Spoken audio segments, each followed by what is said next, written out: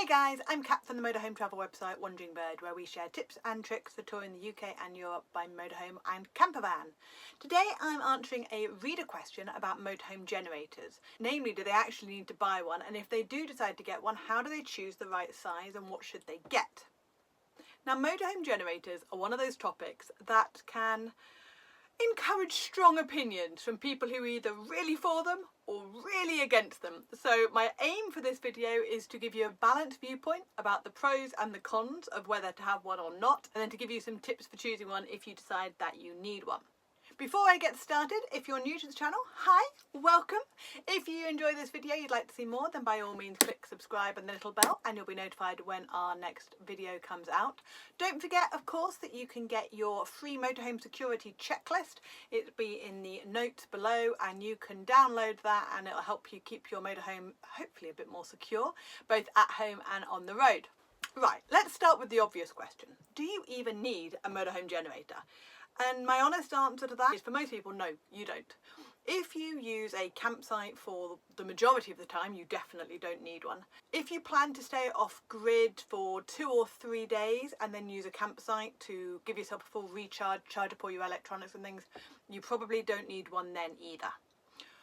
We do have a generator on our motorhome, and we got it when we were heading off to Norway, and we weren't actually planning to use a campsite for the majority of the trip. In fact, we didn't. For 3 weeks we used a campsite for one night only, and that was purely because we needed the laundrette facilities.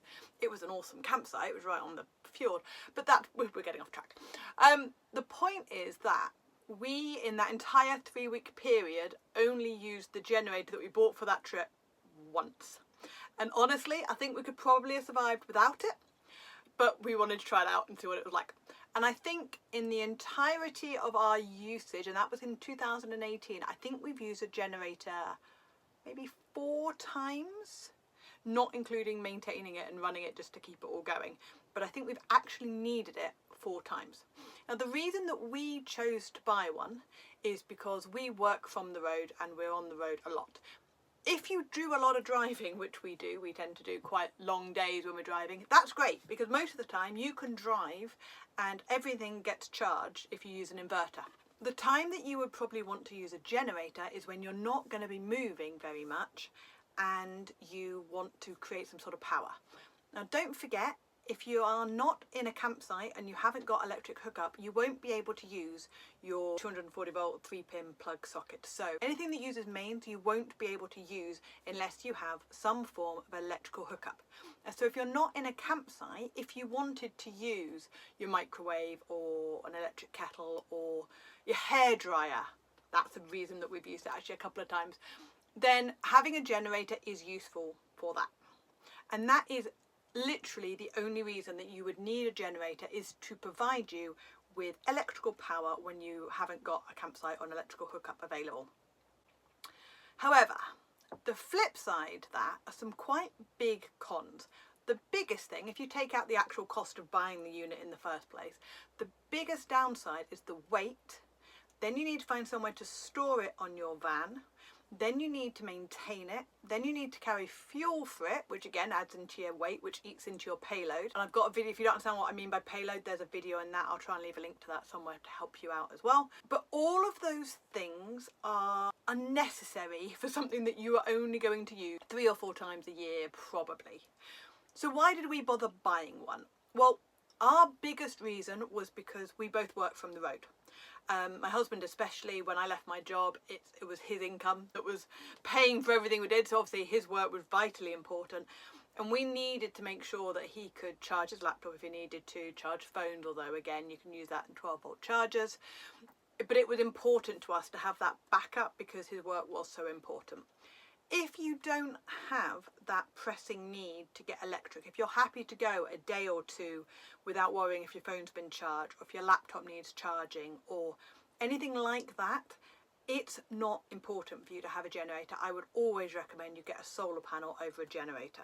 Now, I know in the middle of winter a solar panel is nowhere near as effective as a generator, and that's when again it becomes a bit more difficult. If you read a lot of forums or Facebook groups, people are always like, oh, I don't want to be next to somebody with a noisy generator, and I completely get that. I don't want to be next to somebody with a noisy generator, and that was my biggest reason for not wanting to get one in the first place. But in winter, and if you go or planning on doing a lot of motorhome skiing or using your motorhome in the winter, it's a lot more common for people, if there aren't electric hookups or airs or things, to use a generator just for a couple of hours a day to get everything going. And that is totally different way of motorhoming, and it's much more acceptable to have a generator in that circumstance. So it completely depends on what you're planning on doing with your motorhome. So those are the pros and cons. Those are the reasons why we have bought one, and also the reasons why many people haven't bought one.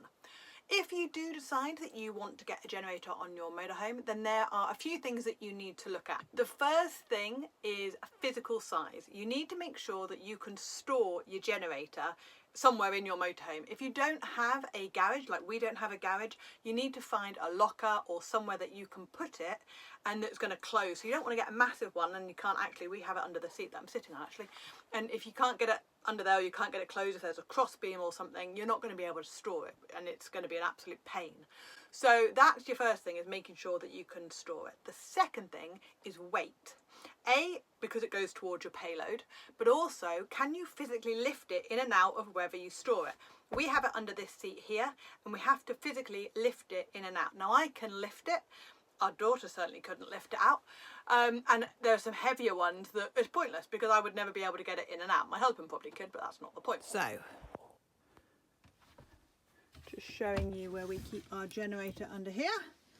Not sure what we've got left on there. So there we go. It goes in. It fits in there very nicely, and I can lift it in and out. It's not the lightest thing in the world, but it's also not crazy heavy.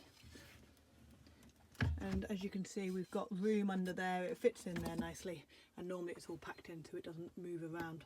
So that's something to be really aware of when you do come to pick your generator. Make sure that it goes wherever you need it to go. I'm just going to make it really clear here while the thought crosses my head. You use your generator outside, so even though we store it inside, we wouldn't ever run it while it was inside the motorhome. It's always going to be used outside the van, and then we run the electric cable outside. We wouldn't ever run it while it was in here. Just wanted to make sure that was really clear for anyone who perhaps hasn't used one before. So you've got your physical size, you've got your weight. You also need to then make sure it's got the correct outlets. Now, I love Amazon. Amazon is great, and you can get an awful lot of discounted products on there. But you also get a lot of products that are made in foreign countries. You want to make sure that you can connect UK sockets, UK plugs, and it will work with UK power. You don't want to buy one from something like America where they have totally different voltage and it will all go horribly wrong with your UK appliances. You also then want to check the power output level, so how much does it emit? Now you're going to see two numbers on most generators. You've got a high number and then a lower number. The high number is the startup or the cranking value, and that basically means that when you initially start using it and start plugging in devices and turning them on, that power flux, if you like, it will go up quite suddenly, and the generator can handle it up to this high number, but not for a prolonged period of usage. So you can turn things on and the power drain will shoot up, and then it will drop down, and that's the second number, is its ongoing power. And that's what you need to pay most attention to, because if you're going to be plugging in everything and using everything all at once, you're going to probably blow up your generator unless you buy a massive one, but then that's going to be a bigger size and it's going to weigh more. So it's definitely a way off on how big you want it and then how much power output is. But be careful when you look at the output, and also you want to look at the frequency to make sure that it is compatible with UK devices. Alongside your power output, you want to look at your noise output, and obviously the lower the dB level is, the quieter it is. Now, I read something that like a quiet room in a library is something like 34 decibels or something crazy like that. So quiet isn't 0. So you can get some really good ones on the market that are something like 67 decibels, and they're not that loud, especially when they're outside and you're inside.